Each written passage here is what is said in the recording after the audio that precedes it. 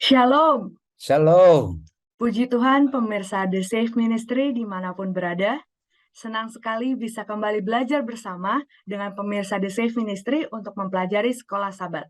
Dan kita disuguhkan oleh pelajaran yang sungguh menarik, yaitu memahami sifat manusia.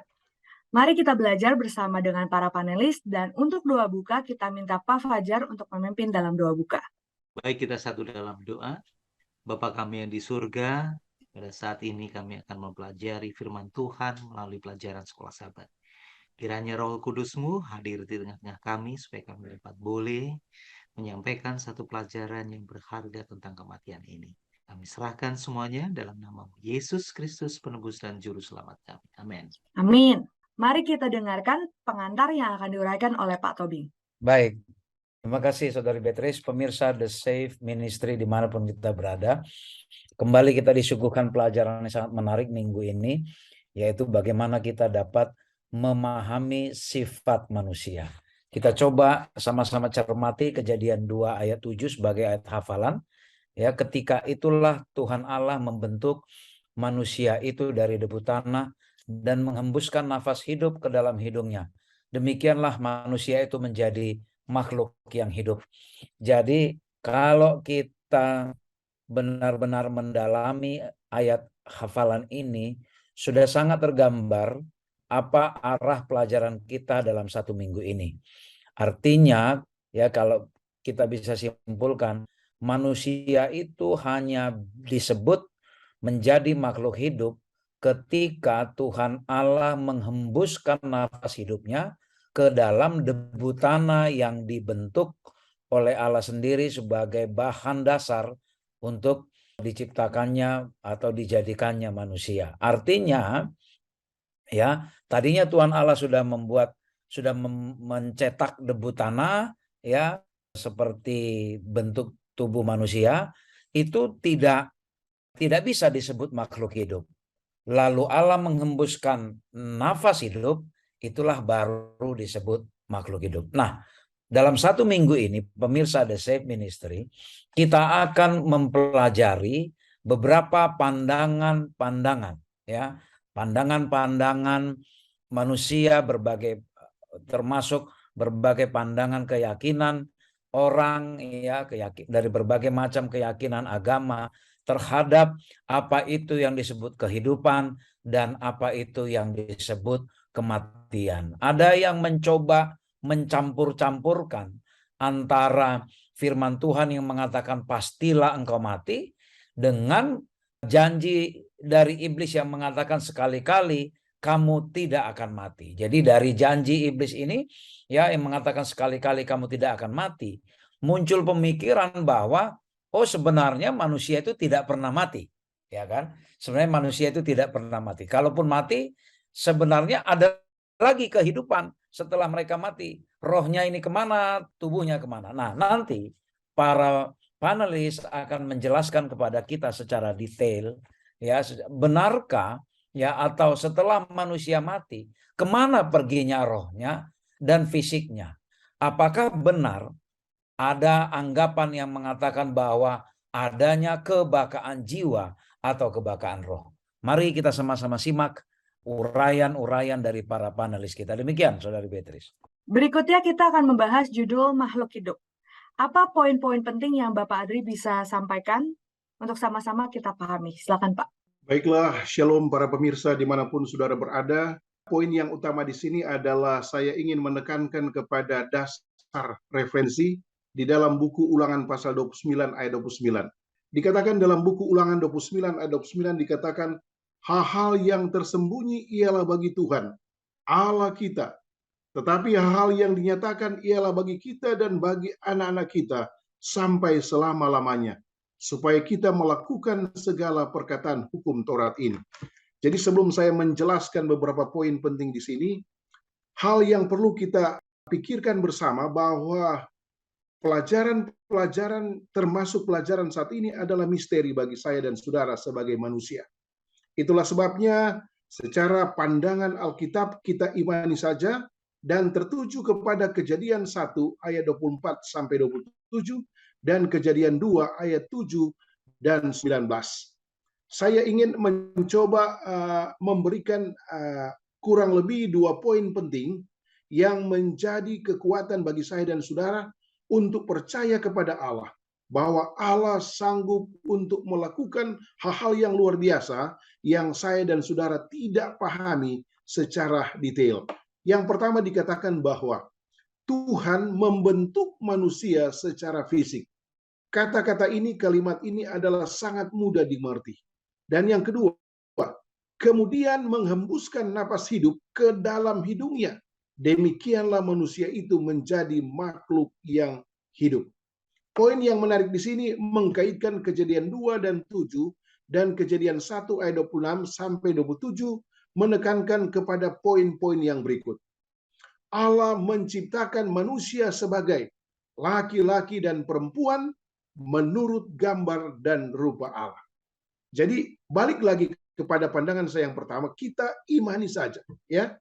Kita imani saja beberapa ayat yang luar biasa ini karena penekanannya di dalam buku Kejadian 2 ayat 7 dan selanjutnya menjelaskan bahwa masuknya napas hidup, ya, dalam bahasa aslinya nepes, napas hidup ke dalam tubuh fisik Adam mengubahnya menjadi makhluk hidup atau secara harafiah jiwa yang hidup.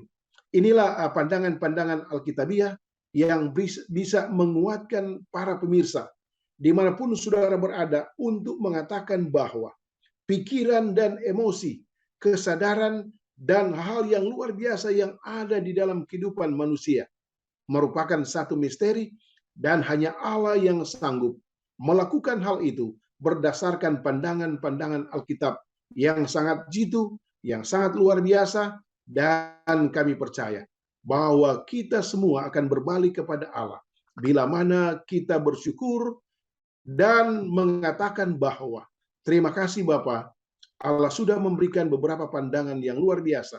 Sekali lagi dalam buku Kejadian 1 ayat 24 sampai 27, Kejadian 2 ayat 7 dan 19 tentang makhluk hidup atau manusia yang Allah sudah ciptakan, baik itu Adam dan itu Hawa. Shalom para pemirsa, biarlah ini menguatkan iman kita untuk selalu belajar firman Allah.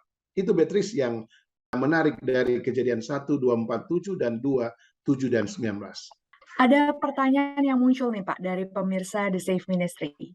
Apa pembelajaran yang kita ambil dari proses bagaimana Allah menjadikan manusia? Boleh dijelaskan Pak? Ya, terima kasih. Shalom Beatrice dan para pemirsa. Menanggapi akan pertanyaan ini, maka tentunya pandangan yang utama yang harus kita yakini tadi adalah bersumber kepada buku Ulangan pasal 29 ayat 29. Proses itu hanya Allah yang tahu. Dan pembuktiannya saat ini adalah iman percaya dan mau menyelidiki firman Allah, maka kita aminkan saja bahwa proses penciptaan manusia yang pertama adalah merupakan tugas dan tanggung jawab Allah untuk membuat saya dan saudara, para pemirsa dimanapun saudara berada, untuk mengakui penciptaan atau Tuhan Allah yang menghidupkan baik itu hewan maupun manusia pertama yang kita sebut dengan sepasang dalam buku Kejadian 1 ayat 24 sampai 27. Shalom Beatrix. Baik, selanjutnya kita akan mendengarkan mengenai orang yang berbuat dosa itu yang harus mati. Kita persilakan Pak Fajar untuk bisa menguraikan mengenai ini, Pak. Ya, Beatrice dan pemirsa The Safe Ministry ya. Setelah kita tahu bahwa orang yang sudah berbuat dosa itu harus mati, tentunya kita akan coba untuk menggali lebih dalam lagi apa yang dimaksud dengan orang yang harus berbuat dosa itu yang harus mati. Dan kita tahu dunia yang sudah diciptakan oleh Tuhan yang begitu sempurna, kemudian akhirnya jatuh di dalam dosa yang mengakibatkan akibat dari dosa itu mengakibatkan semua kehidupan itu tidak kekal dan tidak ada sesuatu yang abadi yang terinfeksi daripada dosa. Jadi oleh karena akibat dosa yang terjadi di atas dunia itu tidak ada sesuatu yang abadi. Artinya bahwa mereka juga akan makhluk hidup yang ada di dunia harus mengalami satu kematian. Ada dua konsep yang perlu kita pahami sama-sama. Yang pertama, Beatrice, konsep yang pertama itu bahwa manusia dan hewan itu sama-sama mati. Artinya binatang peliharaan kita maupun binatang-binatang di hutan maupun dimanapun saja mereka mengalami kematian. Hal yang sama juga dialami oleh manusia. Jadi manusia menerima satu akibat daripada dosa yang dilakukan oleh leluhur, mereka membawa satu dosa keturunan, dan pada akhirnya mereka akan mengalami satu kematian. Tidak ada bedanya manusia dengan hewan. Kemudian, konsep yang kedua, bahwa kematian secara fisik seseorang menyiratkan penghentian keberadaannya sebagai jiwa yang hidup. Tadi disebutkan oleh panelis Andri, jiwa yang hidup atau nefas itu pada akhirnya mati. Ada beberapa pandangan orang yang mengatakan bahwa meskipun manusia itu fisiknya dia mati, tapi jiwanya masih melayang-layang. Mereka beranggapan bahwa mereka berpindah ke dimensi yang lain, api penyucian dan lain sebagainya. Ini sangat bertentangan sekali dengan konsep yang diberikan oleh Alkitab itu sendiri. Ada satu ayat yang menarik dalam Yeskiel 18 ayat yang keempat. Sungguh semua jiwa aku punya. Jadi jiwa ini dimiliki oleh Tuhan itu sendiri. Baik jiwa ayah maupun jiwa anak, aku punya. Jadi jiwa ayah kita, jiwa anak kita, itu yang miliki adalah Tuhan itu sendiri. Dan orang yang berbuat dosa itu harus mati. Jadi sangat sangat jelas sekali bahwa secara Alkitab, orang yang berbuat dosa itu memang harus mati. Dan ini ditegaskan lagi oleh Yeskiel dalam ayat yang ke-20. Orang yang berbuat dosa itu yang harus mati. Saya senang sekali ada satu ungkapan di sini. Anak tidak akan turut menanggung kesalahan ayahnya. Dan ayahnya tidak akan turut menanggung kesalahan anaknya. Orang benar akan menerima berkat kebenarannya dan kefasikan orang fasik akan tertanggung atasnya. Jadi sangat jelas sekali Beatrice dan pemirsa di Safe Ministry bahwa orang yang berbuat dosa itu yang harus mati. Nah, sekarang kalau kita lihat bahwa kita semuanya akan mengalami satu kematian ya. Penuaan secara fisik, kemudian ada satu degradasi, sel darah merah kita akan menurun dan mengalami penyusutan ya, mengalami penyusutan dan pada akhirnya setelah manusia itu menua maka akan mengalami kematian, akan beristirahat ya, akan beristirahat. Nah, apa solusi akan semuanya ini? Ada satu solusi yang menarik secara alkitabiah. Meskipun pandangan orang itu mengatakan bahwa setelah orang mati itu jiwanya masih melayang-layang ya. Ada satu solusi bahwa pada kebangkitan terakhir, mereka yang mati di dalam Kristus itu akan dibangkitkan. Ini merupakan satu harapan bagi kita. Pelajaran yang paling penting, bila mana orang yang mati di dalam Kristus, akan ada satu pengharapan bahwa akan ada satu kehidupan kekal yang ditawarkan oleh Tuhan bila mana mereka percaya kepada Yesus Kristus. Demikian Beatrice dan pemirsa The Safe Ministry. Baik, Pak. Ada pertanyaan dari pemirsa The Safe Ministry nih. Oleh karena kematian ini begitu mengancam manusia, apa yang seharusnya kita lakukan selama diberi kehidupan? Apakah bisa dijelaskan, Pak? Iya, barangkali mungkin ini pertanyaan dari Bapak Kasim, kemudian dari keluarga Lismah Ligo, kemudian dari Gilian Sorong, bahkan pemirsa The Safe Ministry yang baru ini ya. Apa sih yang seharusnya kita lakukan selama kita diberi kehidupan ini ya? Jadi ini konsep bahwa setelah kita tahu bahwa kita semuanya akan mengalami satu kematian oleh karena kita membawa dosa keturunan daripada leluhur kita, maka apa yang harus kita lakukan pada waktu kita diberikan kehidupan oleh Tuhan? Jadi kita gunakan waktu kita untuk tetap dekat dengan Tuhan. Karena apa? Tuhanlah yang pemberi hidup. Karena dialah yang semuanya, jiwa kita, tubuh kita itu berada di dalam tangan Tuhan. Kenapa kita tidak dekat dengan dia? Melakukan hal-hal yang baik, kita mengasihi Tuhan Allah, seperti kita juga mengasihi kepada sesama manusia. Kita belajar firman Tuhan, kita berdoa setiap saat, karena kematian itu sangat dekat, Beatrice. Kita tidak tahu kapanpun Tuhan akan panggil kita ya. Kadang-kadang kita pada waktu kita tidur, besok bisa jadi besok kita tidak akan bangun. Kita tidak bisa menghirup udara segar. Jadi apa yang kita lakukan selama kehidupan itu diberikan oleh Tuhan kepada kita, gunakan itu sebaik-baiknya untuk memuji Tuhan, melakukan satu perbuatan baik, mengasihi sesama manusia, dan kita mengasihi kepada Tuhan yang sudah memberikan satu kehidupan. Bersyukur di dalam kehidupan kita. Demikian, Beatrice. Terima kasih. Oke, selanjutnya adalah mengenai roh kembali kepada Tuhan. Kita minta Pak Tobing untuk bisa memberikan poin-poin penting mengenai pembahasan ini, Pak. Baik, terima kasih Saudara Beatrice.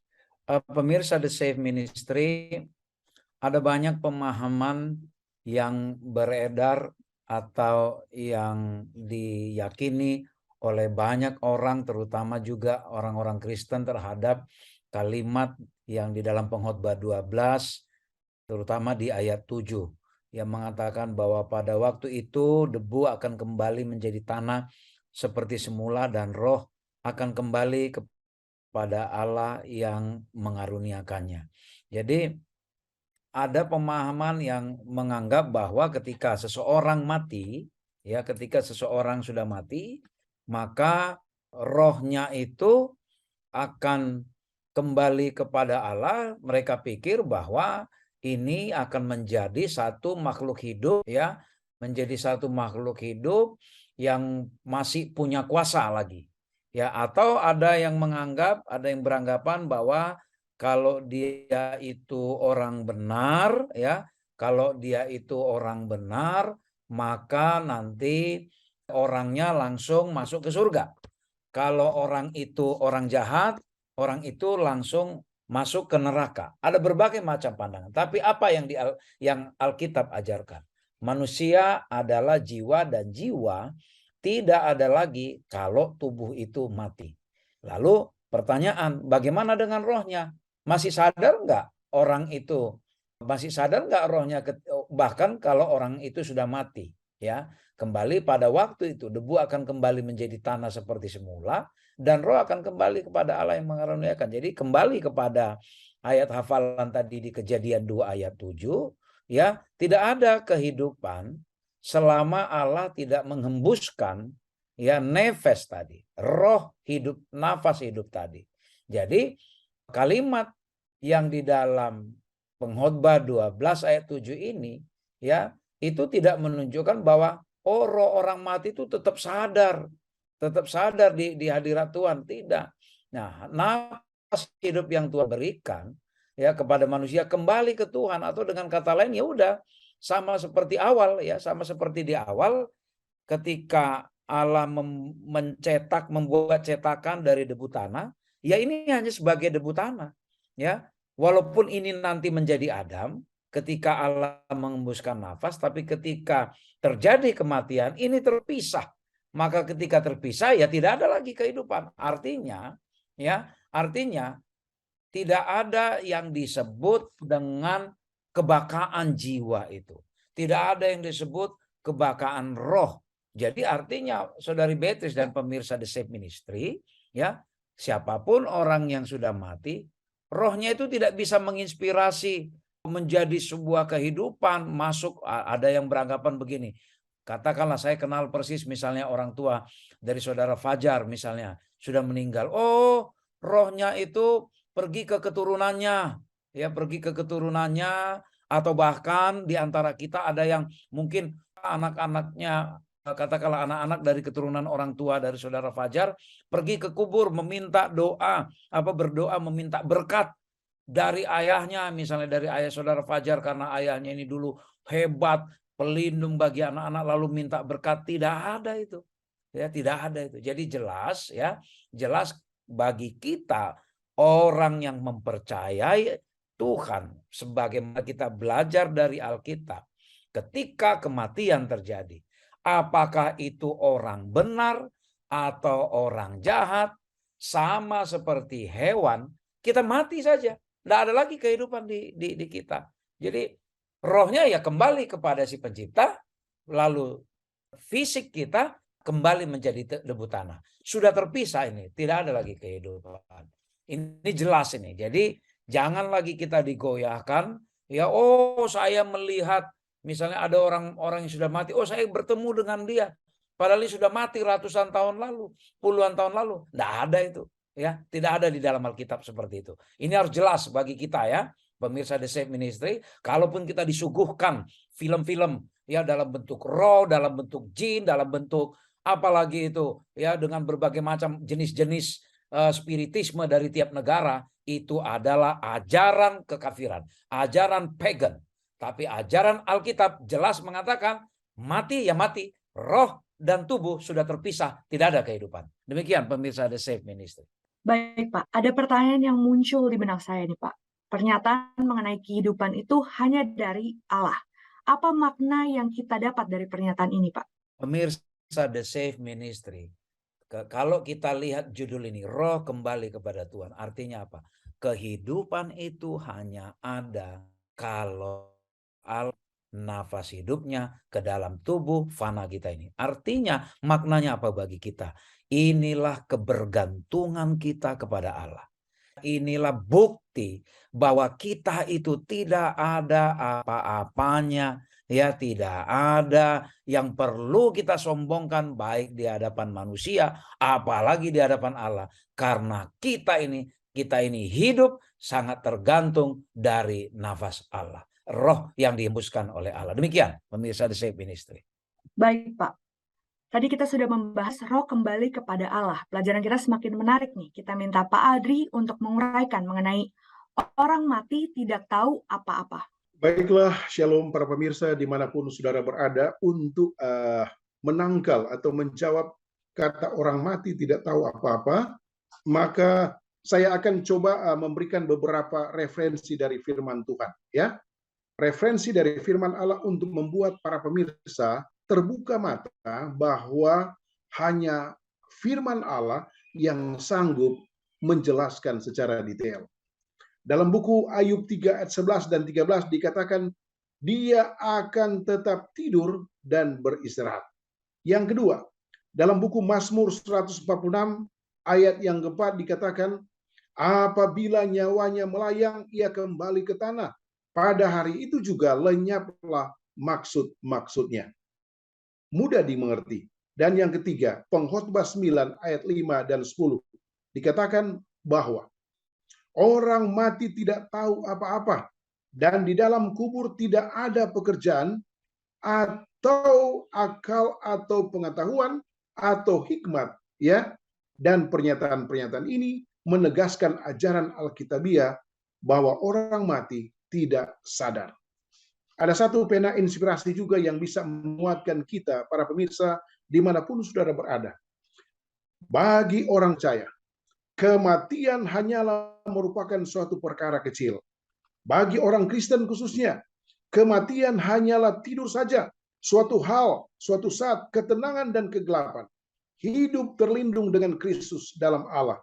Dan inilah kata pengharapan. Dan apabila Kristus yang adalah hidup kita menyatakan diri kelak, kamu pun akan menyatakan diri bersama dengan Dia di dalam kemuliaan. Dalam pena inspirasi Alfa dan Omega jilid 6 halaman 436. Inilah yang merubah mindset kita untuk tidak mereka-reka, untuk berprasangka, dan kita balik lagi kepada nats firman Allah. Kita percaya dengan iman bahwa ada satu waktu yang luar biasa. Yesus akan datang dan orang-orang benar, artinya orang benar mengikuti apa yang Allah inginkan, mengikuti jalan-jalan Tuhan. Ya, kalau saya coba melenceng ke Mazmur pasal 1 ayat 1 dan selanjutnya, orang fasik dan orang benar. Maukah saudara memilih menjadi orang-orang yang benar?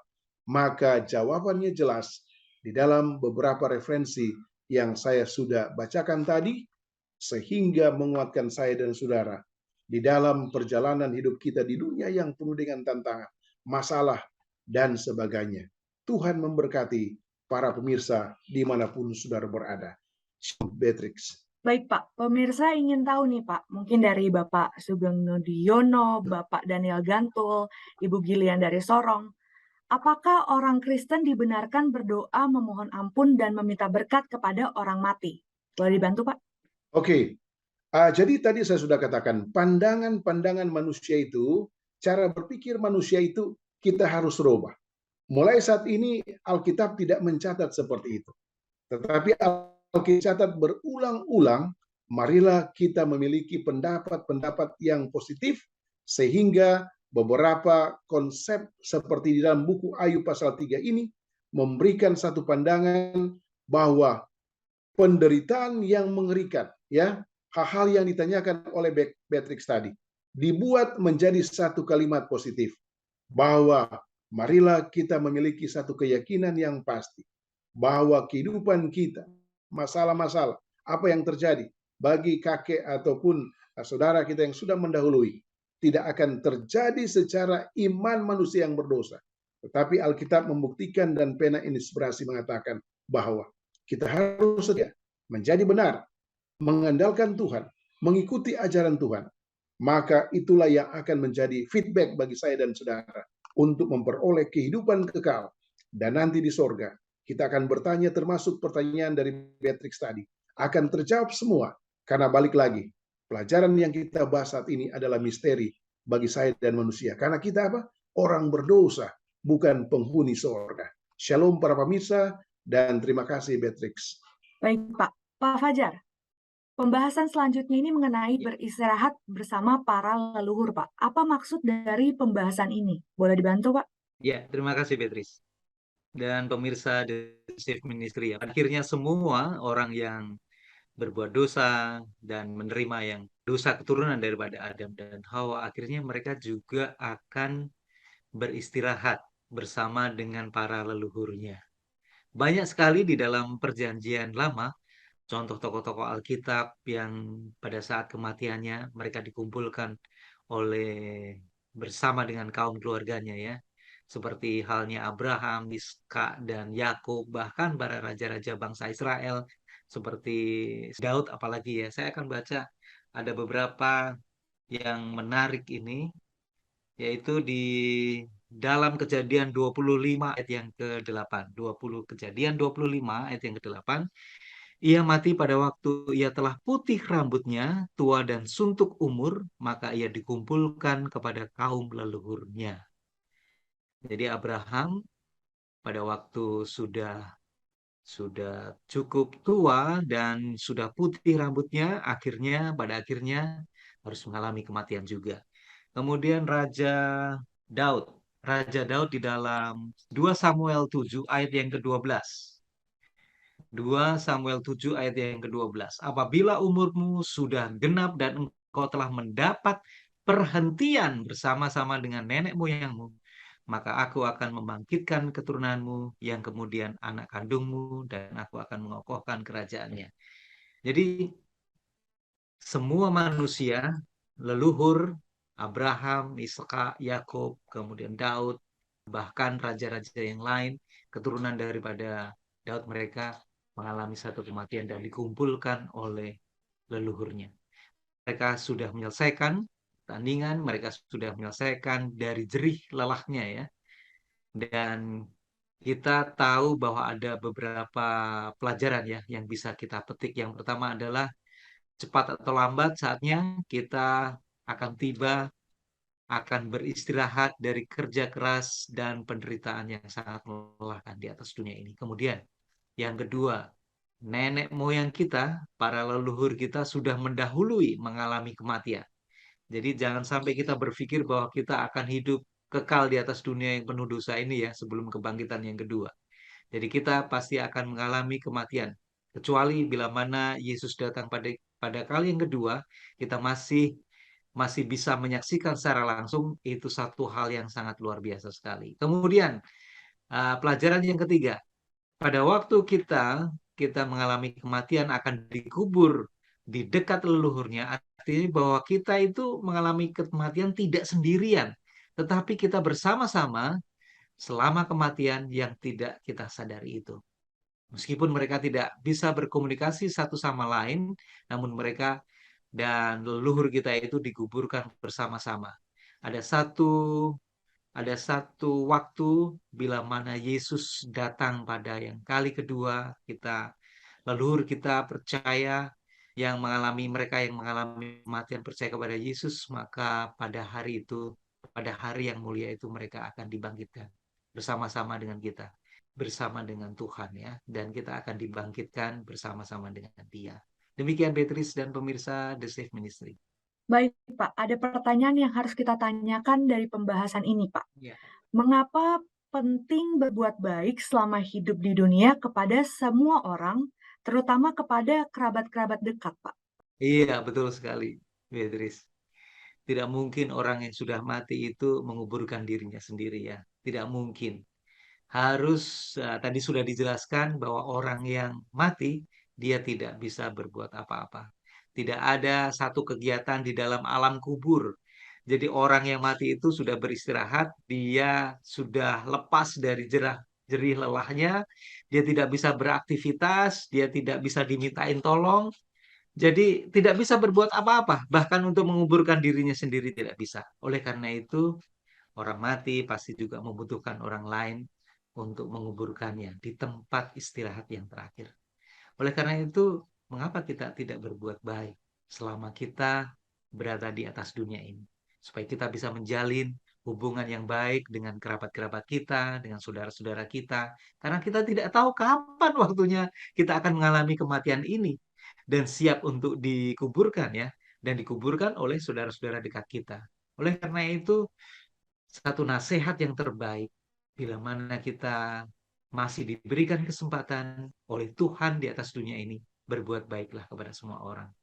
Supaya mereka juga akan menghormati kita pada waktu kita harus mengalami kematian ini. Dan kita akan dikenang oleh semua orang. Dan kita tentunya, apa yang kita lakukan kepada orang lain juga, kita datang pada waktu mungkin sahabat-sahabat kita ya, sudah dipanggil lebih dahulu. Mungkin orang tua kita, orang tua dari sahabat kita datang. Kita tunjukkan satu simpati, duka cita, kita hadir di saat pemakaman atau pada saat pelepasan jenazah. Itu akan membuat satu hubungan yang sangat begitu mendalam satu sama lain. Dan kita juga akan mengalami hal yang sama. Oleh karena itu, bagi kita untuk melakukan hal-hal yang terbaik pada waktu kita masih diberi kesempatan oleh Tuhan untuk melakukan perbuatan-perbuatan baik di atas dunia ini. Demikian Beatrice dan pemirsa The Safe Ministry. Baik, Pak. Tidak terasa kita sudah sampai di akhir diskusi kita dan Pak Tobing akan memberikan kesimpulan untuk diskusi ini. Silakan, Pak. Baik, pemirsa The Safe Ministry, tibalah kita kepada akhir dari pelajaran ini. Bahwa manusia itu menjadi makhluk hidup hanya ketika bahan debu tanah tadi itu bersatu dengan nafas hidup dari Allah. Kalau kedua unsur itu terpisah, jelas kita menerima itu tidak ada kehidupan. Semua ajaran yang mengatakan kebakaan jiwa, keabadian jiwa, itu alkitabiah. Itu adalah berasal dari pagan atau kekafiran. Kalau seandainya pengertian atau pemahaman yang mengatakan bahwa orang yang mati langsung pergi ke surga itu kita terima sebagai satu kebenaran, maka kalau saya pribadi akan memilih untuk langsung mati saja karena langsung masuk surga. Ya kan? Nah, atau jangan sampai misalnya inilah yang membuat ya sebagian orang yang ketika hidupnya susah, depresi, benar-benar berat hidup ini, lalu kalau dia meyakini bahwa kalau mati langsung masuk surga, mending mati saya. Lalu dia memilih mati. Ini bahayanya kalau kita menerima ajaran bahwa begitu mati roh kita langsung masuk ke surga. Kita akan mengalami kehidupan kekal. Kehidupan kekal itu ya hanyalah kasih karunia dari Allah bagi siapa? Bagi yang percaya kepada Yesus Kristus, kalau kita menerima Dia sebagai juru selamat pribadinya. Keabadian itu ya hanyalah bergantung kepada apa tanggapan positif kita terhadap kasih karunia Allah, terhadap kebaikan Allah. Dan keabadian jiwa, keabadian hidup itu nanti hanya kita dapatkan, hanya didapatkan oleh orang percaya pada waktu kapan? Pada waktu kedatangan Kristus yang kedua kali. Harapan kita sangat besar. Kalau kita nanti mati, ya. Kalaupun kita akan beristirahat total, tidak mengerti apa-apa, ya. Orang mati tidak mengerti apa-apa. Tapi kalau kita di dalam hidup ini menerima Yesus sebagai juru selamat pribadi, kita kelak akan hidup kembali ketika Yesus datang menjemput kita. Ajaran di luar itu bukan ajaran Alkitab. Ini yang harus jelas bagi kita.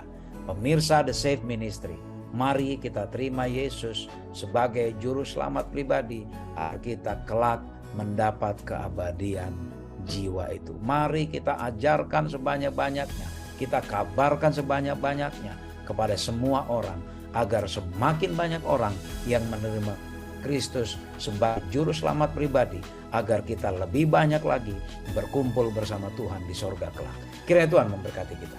Terima kasih para panelis dan terima kasih pemirsa The Safe Ministry atas diskusi yang hangat dan sangat seru ini. Kita berharap pemirsa The Safe Ministry mendapatkan inspirasi baru atas kebenaran yang terjadi pada kematian manusia. Kita akan tutup diskusi ini dalam doa tutup yang akan dipimpin oleh Bapak Adri Kauna. Silakan Pak. Baiklah, kita satu di dalam doa. Ya Allah, Bapa kami yang ada di dalam kerajaan surga, Allah yang Maha Tahu, Allah yang Maha Besar. Kiranya nasihat dari firman-Mu yang begitu biasa dahsyat bisa menguatkan kami, menguatkan iman kami untuk percaya bahwa ada harapan masa depan yang brilian. Para pemirsa untuk memiliki iman yang full kepada Yesus Kristus, mau menggali firman sehingga ada harapan-harapan yang akan datang menjadi milik kami semua. Bila mana Yesus datang kedua kali, segala misteri yang kami belajar saat ini akan terbuka lebar, dan puji Tuhan kami bisa memperoleh keselamatan dan bersama dengan Yesus di dalam kerajaan surga. Terima kasih Bapa, terpujilah nama-Mu. Dalam nama Yesus Kristus kami sudah berdoa. Amin. Amin. Kami selalu merasa terberkati oleh pesan-pesan pemirsa The Safe Ministry di kolom komentar. Dan kami selalu doakan agar kami bisa bertemu pemirsa The Safe Ministry setiap minggunya. Jangan lupa untuk selalu memberikan pesan di kolom komentar, suka video kami, dan langganan di channel The Safe Ministry. Sekali lagi kami ucapkan terima kasih kepada para pemirsa The Safe Ministry dimanapun berada. Dan produser kami Bapak Simon Gumanti. Tuhan memberkati. Shalom. Shalom. Tuhan memberkati.